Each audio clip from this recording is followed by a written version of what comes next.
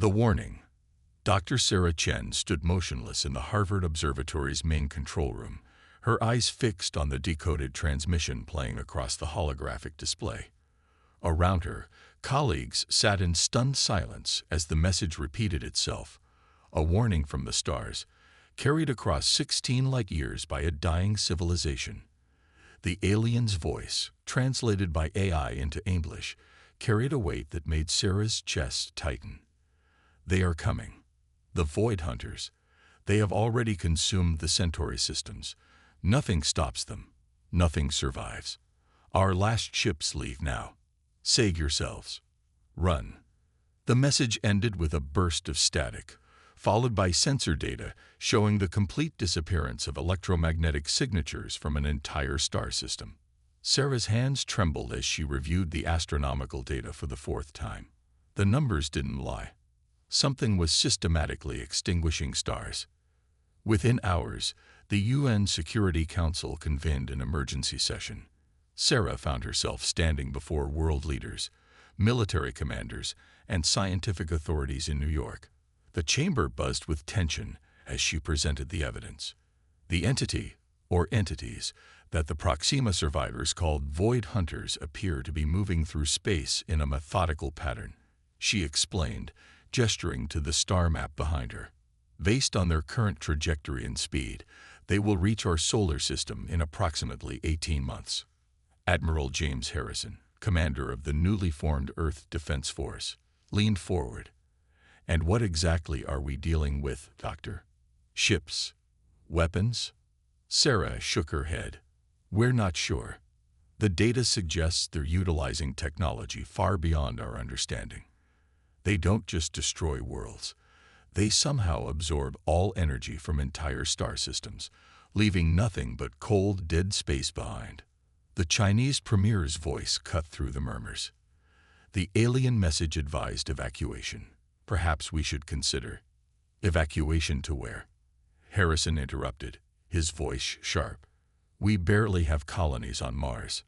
We can't move 8 billion people. The room erupted in arguments. Some advocated for immediate development of deep space arcs. Others insisted on pouring resources into defensive systems. A few suggested attempting communication with the Void Hunters. Sarah watched the chaos unfold, her mind racing. Something about the data patterns nagged at her, a peculiarity in how the Void Hunters moved through space. They weren't just consuming energy. They were following specific mathematical sequences. She stepped forward, her voice cutting through the noise. There's something else you need to see. The room quieted as she pulled up a new set of calculations. The Void Hunters aren't just destroying randomly. They're following a pattern based on stellar energy outputs. More importantly, they're leaving trace signatures we can detect, quantum fluctuations that shouldn't exist naturally. Harrison's eyes narrowed. What are you suggesting, Doctor? They're not invincible. They operate on principles we can understand, even if we can't match their technology yet. And if we can understand it. She paused, looking around the room. We can fight it. The Secretary General leaned forward. Other species are fleeing. They seem to think resistance is impossible. With all due respect, Sarah replied, they're not human. We've faced extinction-level threats before. Plagues, climate crisis, nuclear war. Each time, we didn't just survive. We innovated. We adapted. We evolved. She brought up the quantum signature data. Give me 6 months with a team of our best physicists and engineers. Let us study these patterns. The Void Hunters may be advanced, but they're not gods. They operate on physical principles, and physical principles can be turned against them. Harrison studied her for a long moment before turning to the council. Dr. Chen is right. Humanity didn't climb to the top of Earth's food chain by running from predators. We learned to outsmart them. The room fell silent as the weight of the decision pressed down on them. Finally, the Secretary General spoke. How much resources would you need, Dr. Chen? Sarah straightened her shoulders. Everything we can spare. And I'll need access to the quantum computing facility in Geneva. The same facility powering half of Europe's grid. Someone objected. Yes, she replied without hesitation. Because if we fail, there won't be a Europe to power. There won't be an Earth at all. Harrison stood. I'll coordinate with global military commands. We'll buy you whatever time we can, Doctor. But 18 months will have to be enough. Sarah finished. She looked around the room, meeting the eyes of each leader. We're humanity. We don't run. We solve problems. And right now, we have the biggest problem in human history to solve. The Secretary General nodded slowly. Very well. As of this moment, Project Sentinel is authorized with unlimited resources and priority access to all global facilities. Dr. Chen, you'll head the scientific division. Admiral Harrison will coordinate defense preparations. As the meeting adjourned, Sarah felt the weight of billions of lives settling onto her shoulders. But mixed with that weight was something else. Determination. The Void Hunters had never encountered humanity before. They had no idea what they were about to face, because while other species ran, humanity would stand its ground. And in doing so, they would prove once again why they had survived every challenge their harsh planet had thrown at them. They would prove why they were different. The warning had been delivered, but humanity's response would not be to flee.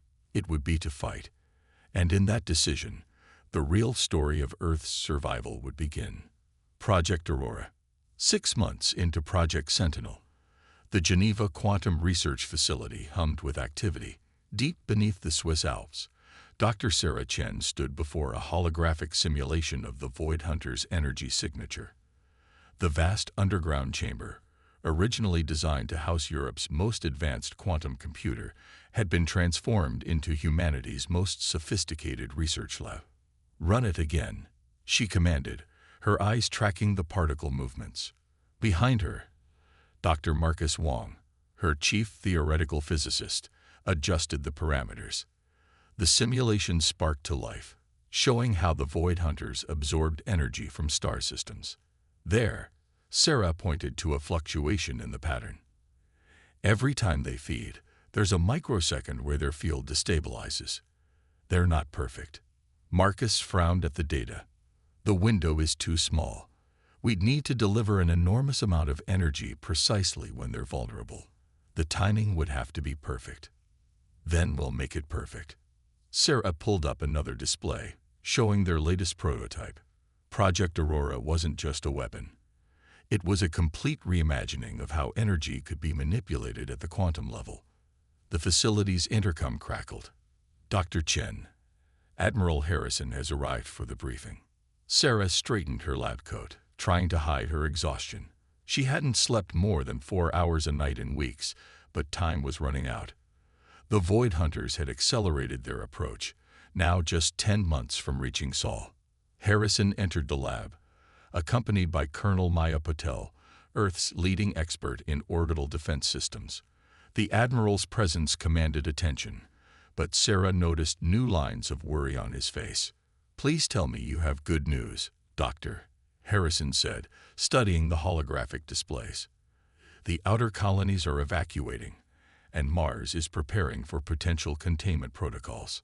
Sarah nodded to Marcus, who initiated their latest simulation. We've made a breakthrough. The Void Hunters aren't invulnerable. They're bound by physical laws, just like everything else. They've just mastered energy manipulation at a level we're only beginning to understand. The simulation showed their theory in action. They don't just consume energy, they convert it into something else. That's why stars go dark when they feed. But during the conversion process, there's a moment of vulnerability.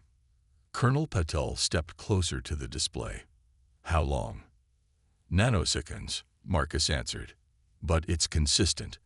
They can't change their feeding pattern without fundamentally altering what they are. Harrison's eyes narrowed. And you can exploit this. Sarah gestured to another hologram, showing a massive orbital platform. Project Aurora. We're not trying to match their technology. We're going to use it against them.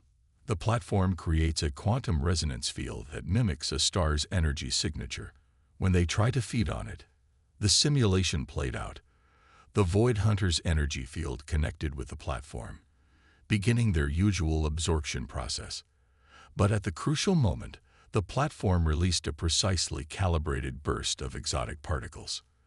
The backlash disrupts their entire energy conversion system, Sarah explained, like forcing them to swallow a bomb at exactly the right moment. How close are you to a working prototype? Harrison asked. Marcus pulled up the construction schedule. The orbital frame is already being assembled in low Earth orbit. The quantum core is the challenge. We need more power than anything humanity has ever built. Every nuclear reactor on Earth won't be enough. Sarah added, we need something new. That's why we're building these. She brought up schematics for massive solar collection arrays. We'll position them at the lunar L1 point, collecting and concentrating solar energy at unprecedented scales. Colonel Patel studied the designs. The engineering requirements are immense. We'd need every major space agency and private corporation working together. They already are, Harrison replied. Every shipyard from Earth to Mars is committed to this project. The question is, will it be ready in time? Sarah met his gaze steadily. It has to be. But there's something else you need to know. She hesitated, then continued. The quantum calculations suggest our theory is correct, but we can only test it at a fraction of the required scale. When we deploy Aurora for real, it could fail, Harrison finished. Yes, or worse, we could trigger a reaction we can't control. We're playing with forces we barely understand. The Admiral was quiet for a moment. Do we have a choice? No, Sarah admitted, but I won't lie about the risks. Every person working on this project needs to understand what's at stake. Harrison nodded grimly. Humanity's last stand will be built on hope and quantum physics. Somehow, that seems fitting. He turned to Colonel Patel. Accelerate the orbital construction. I want Aurora ready for testing in 6 months. As they left the lab, Marcus turned to Sarah. 6 months. The calculations alone could take that long. Sarah was already pulling up new simulations. Then we work faster. The Void Hunters think they're invincible because no one has ever stood against them. But they've never faced humans before. We don't accept impossible odds. We change them. Above them, visible through the facility's few windows, stars twinkled in the night sky.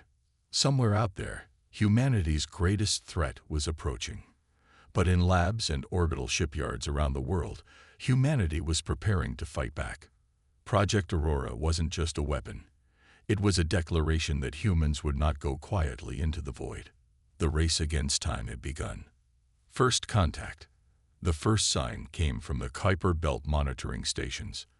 A ripple in spacetime, subtle but unmistakable, followed by the complete disappearance of several distant stars.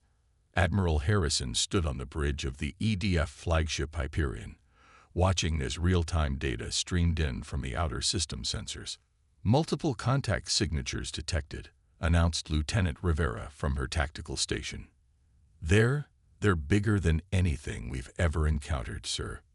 The tactical display showed massive objects emerging from the distortion, each one larger than Earth's largest cities. They moved with an unsettling grace, their surfaces seeming to absorb all light that touched them. Status of Project Aurora, Harrison demanded, his voice steady despite the tension. Platform is at 82% completion, Colonel Patel reported from Earth Command.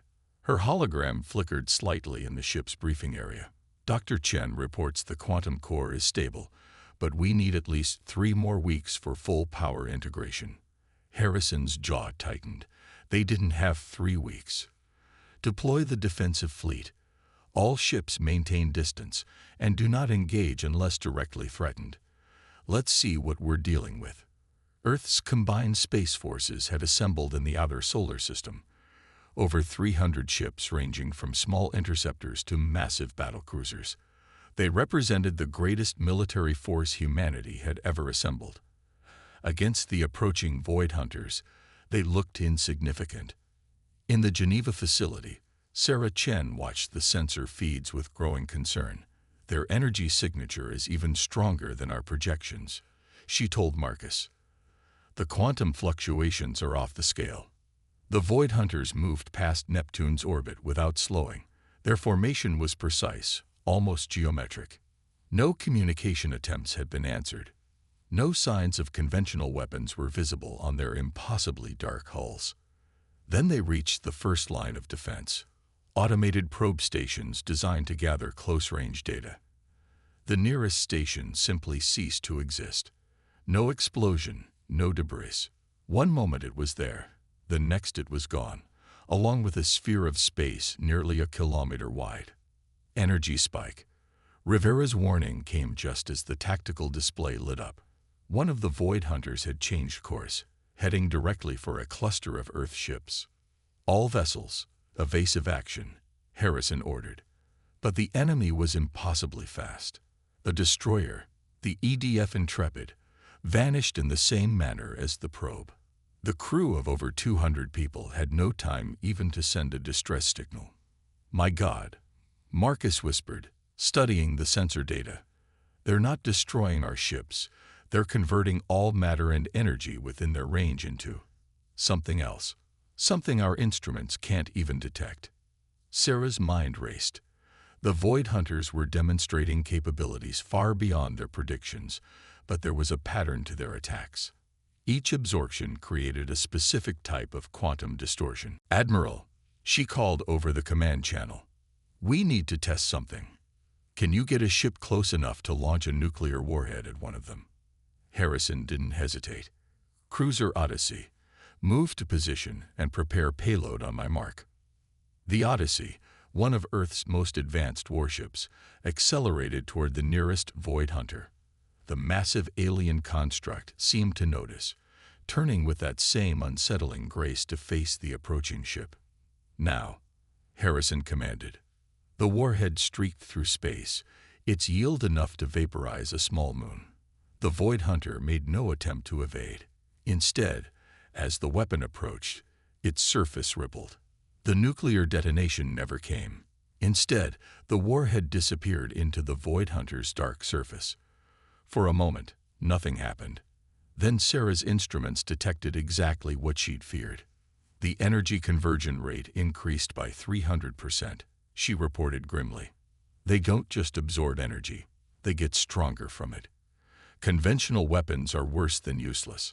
Harrison watched as 2 more Earth ships vanished, their crews lost in an instant. "Fall back to secondary positions," he ordered. "All ships maintain maximum distance." The Void Hunters didn't pursue. Instead, they continued their methodical advance toward the inner solar system, seemingly unconcerned by humanity's presence. To them, Earth's fleet was barely an annoyance. But Sarah had seen something crucial in the data. "Admiral, look at their formation when they absorb energy. There's a resonance pattern, just like we theorized. Aurora could work, but what, Doctor? We need to modify the design. The power requirements will be even higher than we calculated, and the timing has to be perfect." She paused. "And we'll only get one shot. After that, they'll adapt." Harrison looked at the tactical display, where the Void Hunters continued their inexorable advance. Earth had just lost its first battle against them, but in doing so, they'd gained vital intelligence. "How long do you need?" Sarah was already modifying equations. 2 weeks. Maybe less if we divert all power from the European grid. "You have 10 days, Harrison replied. "They'll reach Mars by then." Across the solar system, humanity's forces began to withdraw in an orderly retreat. But this wasn't a surrender. In labs and shipyards, engineers and scientists worked with renewed urgency. The first clash had proven the Void Hunters' power, but it had also shown they weren't invincible. They operated on understandable principles. They followed patterns, and that meant they could be beaten. If humanity could summon the courage, creativity, and sheer determination to do the impossible. As the Hyperion turned back toward Earth, Harrison watched the enemy fleet on his screens. 10 days, Dr. Chen. Make them count. The network. The lunar embassy was never meant to exist. Carved into the moon's Shackleton crater, the vast underground complex had been built in secret over the past 6 months. Now it housed representatives from 17 different alien species, all refugees who had fled the Void Hunters' advance. Dr. Sarah Chen stood before the assembled delegates, her hologram projected into the crater's main chamber.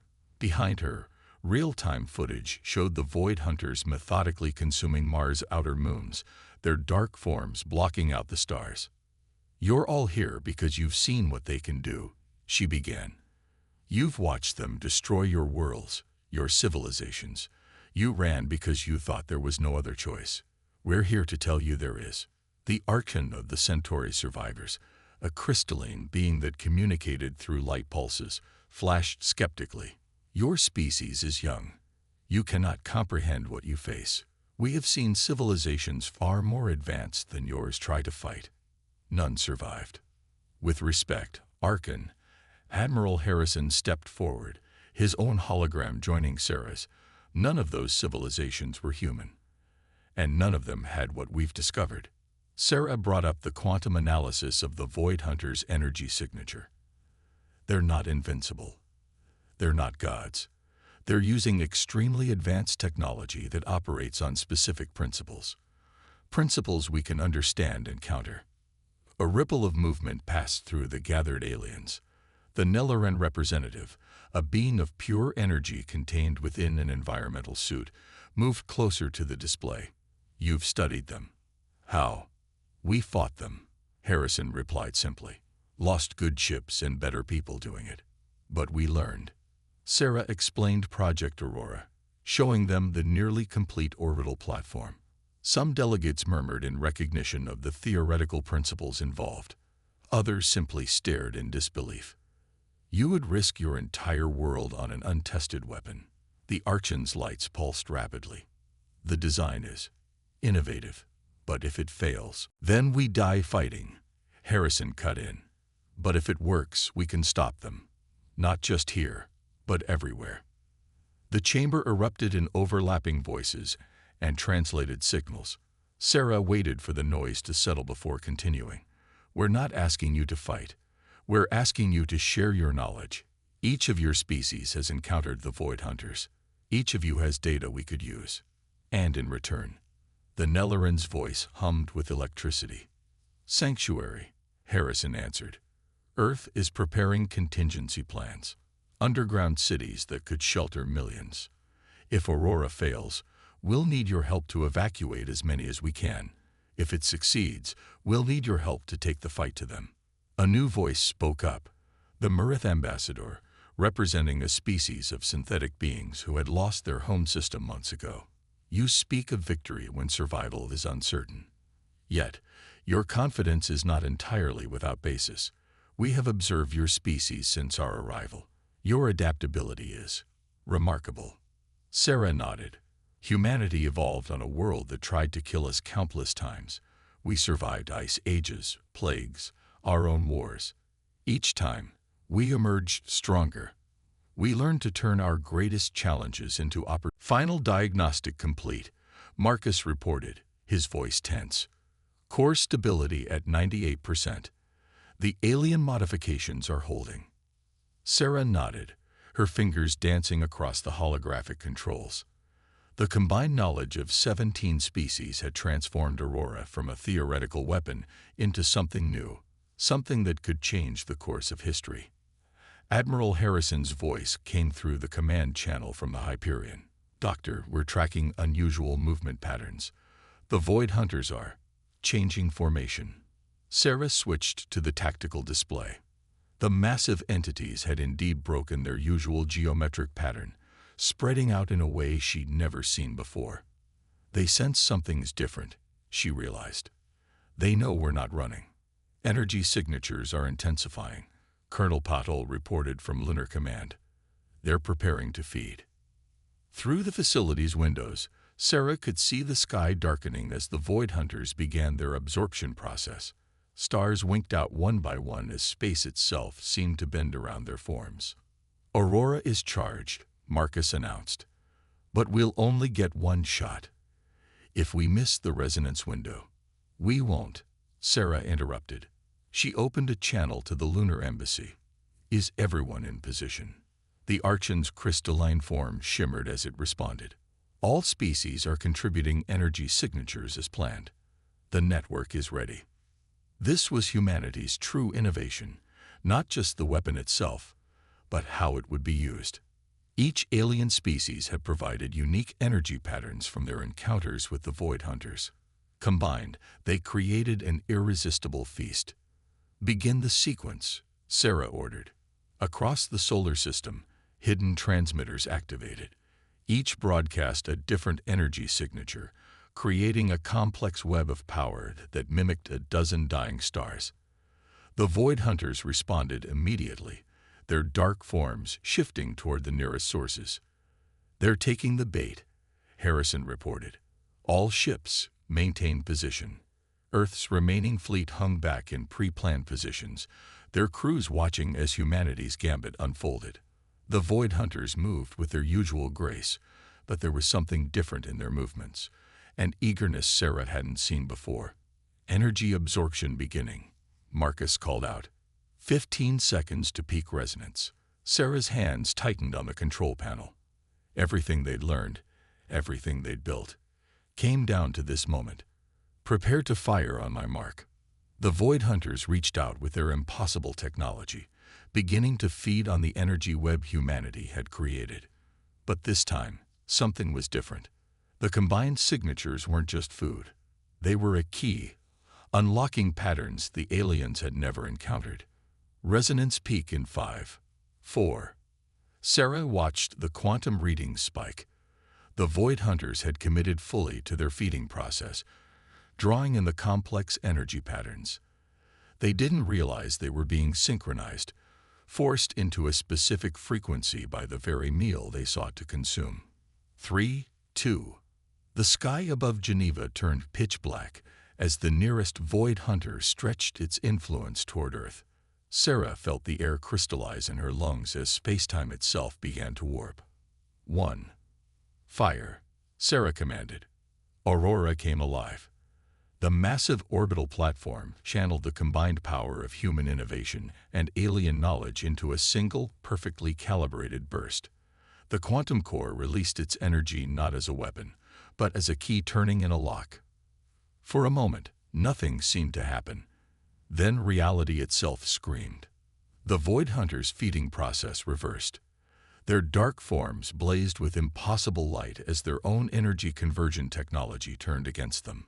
The carefully designed resonance pattern forced them to absorb their own converted energy, creating a feedback loop they couldn't escape. My God, Marcus breathed, staring at the readings. It's working. They're being forced to consume themselves. One by one, the Void Hunters began to collapse, their massive forms imploding as their own technology turned inward. Each destruction released a burst of energy that triggered the next, creating a cascade effect through their entire fleet. All ships maintain maximum distance, Harrison ordered. Ride out the shockwave. Sarah watched as humanity's greatest threat tore itself apart. The quantum calculations had been perfect. Each Void Hunter's destruction fueled the next, leaving no chance for adaptation or escape. In attacking Earth, they had finally encountered a species that could understand their technology well enough to turn it against them. That's what humans do, Harrison replied simply. We adapt, we overcome, and we share what we learn. The victory brought more than just survival. Earth became a beacon for other species, a symbol of resistance and innovation. The network that had been built out of desperation became a foundation for something new. An alliance of civilizations united by the human spirit of determination and cooperation. Sarah stood at her window, watching Earth's natural dawn return. They had faced extinction and emerged stronger, not just as a species, but as part of something greater. The Void Hunters had sought to consume the galaxy, but in doing so, they had united it. Humanity's greatest test had become its finest hour. And in the vast darkness between the stars, word began to spread. There was a young species on a blue world that had done the impossible. They had stood against the darkness, and they had won, not through overwhelming force or advanced technology, but through the uniquely human traits that had brought them from stone tools to the stars: creativity, cooperation, and the unwavering refusal to accept defeat. The dawn of a new era had begun.